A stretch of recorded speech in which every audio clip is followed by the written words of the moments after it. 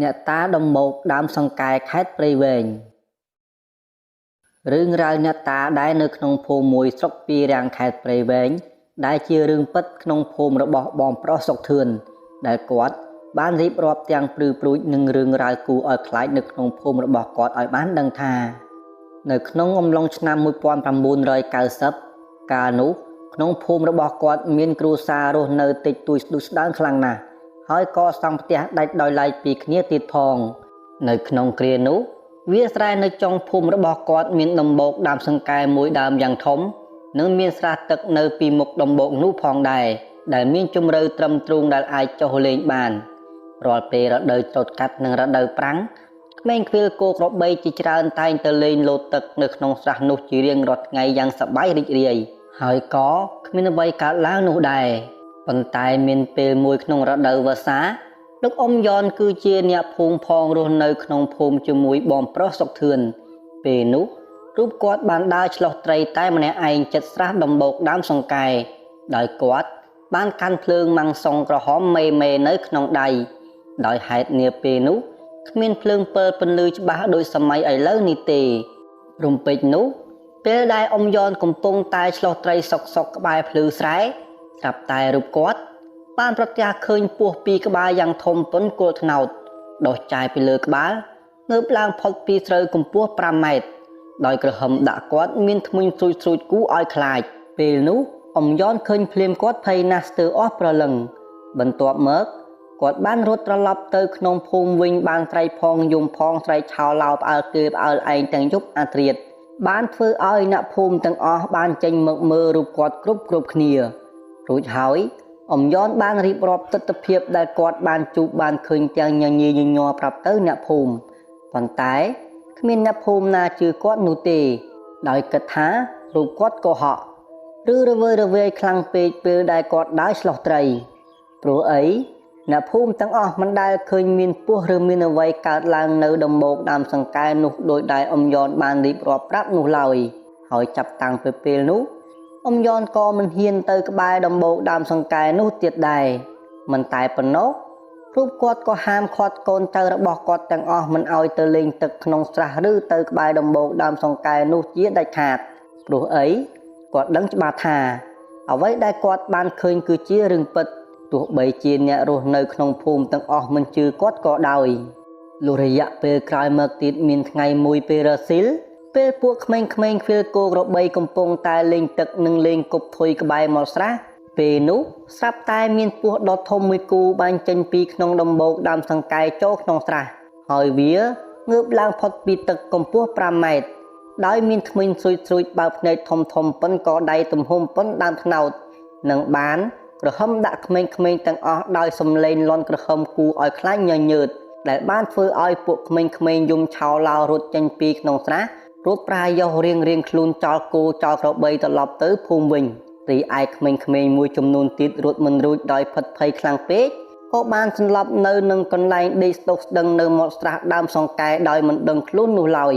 មួយសន្ទុះក្រោយមកក្មេងៗបានរត់យំផងស្រែកផងប្រស័យប្រសាចពេញតែភូមិដោយផិតភ័យខ្លាចឃើញពស់ដ៏ធំពីរក្បាលនោះពេលនោះ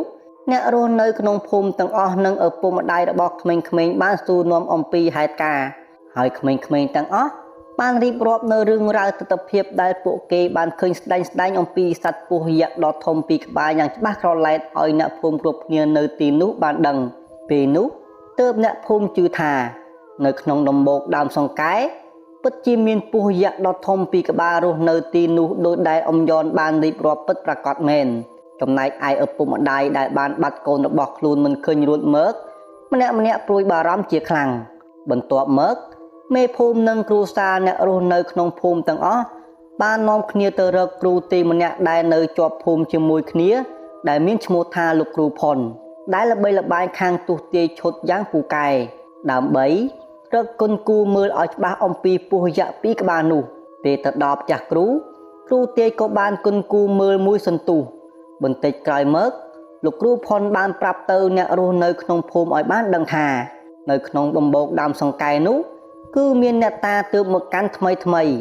រីឯសត្វពស់ពីរក្បាលនោះវិញគឺជាបរិវាររបស់អ្នកតានោះឯងតែអ្នកតានោះមានឫទ្ធិអានុភាពខ្លាំងណាស់ព ប៉ុន្តែមានចិត្តមិនស្លូតនោះទេចំណែកឯក្មេងៗដែលទើបនឹងដួលសន្លប់នៅរសៀលថ្ងៃនេះអាចនឹងអ្នកតានោះយកប្រលឹងធ្វើជាបរិវាររបស់គាត់ទៀតផងភ្លាមនោះពេលឪពុកម្ដាយរបស់ក្មេងៗត្រូវបានសន្លប់នៅក្បែរស្រះដំបូកដើមសង្កែឮដូច្នោះពួកគាត់ម្នាក់រឹតតែព្រួយបារម្ភខ្លាំងលើសដើមនឹងបានសូមជំនួយអំពីលោកគ្រូផុនបន្ថែមរួចមកលោកគ្រូផុនបានប្រាប់បន្តទៀតថាគឺឲ្យអ្នកភូមិរស់នៅក្នុងភូមិទាំងអស់ធ្វើពិធីសែនព្រេននៅខាងមុខដំបូកដើមសង្កែនោះដើម្បីសូមប្រលឹងក្មេងៗត្រឡប់មកវិញហើយត្រូវធ្វើនៅថ្ងៃល្ងាចនេះបើមិនដូច្នោះអ្នកតានោះនឹងយកប្រលឹងក្មេងៗទៅធ្វើជាបរិវាររបស់គាត់ចាក់ជាមិនខានពេលមេភូមិនិងអ្នកភូមិឯទៀតឮដូច្នោះអ្នកម្នាក់ក៏មនីមនីទៅភូមិវិញនឹងបានរៀបប្រដាប់ប្រដានិងនាំអាចារ្យ 3-4 នាក់ទៅធ្វើពិធីសែនព្រេននៅដំបូកដើមសង្កែនោះភ្លាមពេលទៅដល់ខាងមុខស្រះដំបូកដើមសង្កែអ្នកភូមិទាំងអស់ភ្ញាក់ផ្អើលស្លុតចិត្តយ៉ាងខ្លាំងស្ទើរមិនជឿដោយបានឃើញពស់ដ៏ធំមួយគូកំពុងបើកចាយឆ្វែលព័ទ្ធជុំវិញក្រឡឹងដើមសង្កែនឹងពួកក្មេងៗអ្នកភូមិឃើញដូច្នោះក៏បានរូតរះរៀបរំដាប់ផ្លែឈើមានមន់ស្ងោទាស្ងោ4 ក្បាល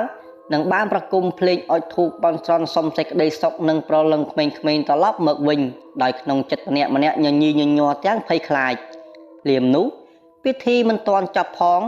មេឃក៏ចាប់ផ្ដើមខ្មៅអ៊ូអាប់ភ្លាមហើយក៏មានខ្យល់បក់មើកយ៉ាងត្រជាក់ដែលបក់មើកខ្លាំងដែលបានធ្វើឲ្យដួលរលំរណ្ដាប់សែនព្រេនខ្ទេចខ្ទីគ្មានសល់ដែលជាប្រថ្នូរអ្នកតាមិនទទួលយកសំណែនទាំងអស់រំពេចនោះស្រាប់តែអ្នកតាក៏បានចេញរូបរាងមើលពីដើមសង្កែដែលមានទឹកមុខខឹងសម្បារនិងសោយពោពេញដោយក្តីមិនពេញចិត្តពេលនោះអ្នកភូមិទាំងអស់ឃើញហើយម្នាក់រត់តែផិតភ័យរីឯឪពុកម្ដាយរបស់ក្មេងៗដែលអ្នកតាយកប្រលឹងវិញរត់តែយំអង្វរបន់ស្រន់អ្នកតាដដែលចំណែកឯអ្នកតាដំបូកដើមសង្កែក៏នៅតែសោចនឹងបញ្ចេញអនុភាពរបស់គាត់ដូចគ្នាប៉ុន្តែភ្លាមនោះស្រាប់តែមានព្រះចៅអធិការមួយអង្គគង់នៅក្នុងវត្តមួយនៅក្នុងស្រុកពីរាំងក៏បាននិមន្តមកហើយក៏មានសង្ឃដីកាទៅកាន់អ្នកតាដំបូកដើមសង្កែឲ្យអនុគ្រោះទៅដល់ពួកក្មេងៗនិងអ្នកភូមិទាំងអស់ពេលនោះអ្នកតាដំបូកដើមសង្កែឃើញព្រះចៅអធិការភ្លាមស្រាប់តែផ្ទៃមេឃក៏ប្រែមកស្រឡះភ្លាមហើយរូបរាងអ្នកតាក៏បានរសាត់បាត់ក្នុងពេលនោះផងដែរចំណែកឯពស់យក្សធំទាំងពីរវិញក៏បានអោនក្បាលក្រាបចុះហើយបានលូនចេញពីទីនោះដូចគ្នាមួយសន្ទុះក្រោយមកក្មេងៗដែលដួលសន្លប់បានដឹងខ្លួនវិញទាំងអស់ដែលបានធ្វើឲ្យឪពុកម្ដាយនិងអ្នកភូមិឯទៀតគ្រប់គ្នាត្រេកអរជាពន់ពេកមួយសប្ដាហ៍ក្រោយមកបន្ទាប់ពីរឿងរ៉ាវស្ងប់ស្ងាត់អស់ហើយអ្នកភូមិបានសង់ខ្ទមអ្នកតាមួយនៅក្រោមដើមសង្កែនោះហើយអ្នកភូមិទាំងអស់ហៅអ្នកតានោះថាអ្នកតាដំបូកដើមសង្កែហើយរឿងនេះក៏បានคล้ายជារឿងអតីតកាលមួយរបស់បងប្រុសសុកធឿនដែលគាត់មិនអាចបំភ្លេចបានរហូតមកដល់សព្វថ្ងៃនេះ